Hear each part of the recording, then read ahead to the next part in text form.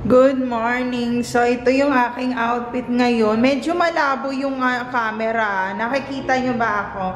So, ayan. Nandito ako sa may Pinang. So, tingnan nyo yung aking, yung aking hairstyle. Tinakpan ko ang aking buhok ng ganyan. Tapos, long skirt. So, with white rubber shoes. So, yan yung aking outfit. Nakikita nyo ba?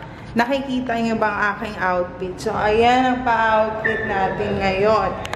So, ayan. Medyo malabo yung camera. Nagmo-moist siya. So, ayan ang aking makeup. Simple makeup. Tapos, ayan yung mga outfitan. Tapos, rubber shoes. Ayan.